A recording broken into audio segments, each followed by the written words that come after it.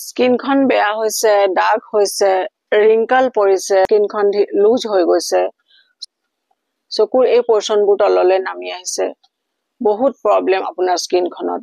কি কৰিব এতিয়া? দুটা খুব ভাল ৰিমেডি দিম আজি মই। সেই ৰিমেডি কেইটা খুব সিৰিয়াসলি ফলো কৰিব, দেখিব আপোনাৰ স্কিনৰ সকলো প্ৰব্লেম 10 দিনত, যেনেকে মই থাম্বনেলত দিছো, 10 দিনত আপুনি স্কিনৰ পৰা এটা ভিজিবল ৰিজাল্ট দেখিবলৈ পাব। সো আহক আমি ভিডিওটো ষ্টাৰ্ট কৰো। আপোনাৰ স্কিনখনলৈ আপুনি সুখী নহয়। ৰিংকল, ডাৰ্ক, আনইভেন টোন, স্কিনখন ঢিলা হৈ যোৱা, ফাইন লাইন্স, ৰিংকল, এইবিলাক যদি আপোনাৰ স্কিনত হৈছে, আপোনাৰ টেনচন লোৱাৰ কোনো দৰকাৰ নাই।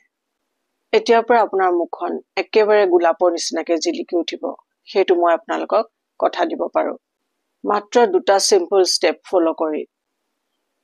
আমাৰ এজৰ লগে লগে ষ্ট্ৰেছ, লাইফষ্টাইল এইবোৰৰ কাৰণে আমাৰ স্কিন চেলবোৰ ঢিলা হৈ পৰে, আৰু সেই তেতিয়াই ফাইন লাইন্স আৰু ৰিংকল আৰম্ভ হৈ যায়। স্কিন ঢিলা হৈ ওলমি পৰে আৰু স্কিনত কোনো চাইন নাথাকে, কোনো গ্লো নাথাকে। আজি এই ভিডিঅ'ত সিম্পল দুটা স্টেপ কম, ঘৰতে ইজিলি ফলো কৰিব পাৰে।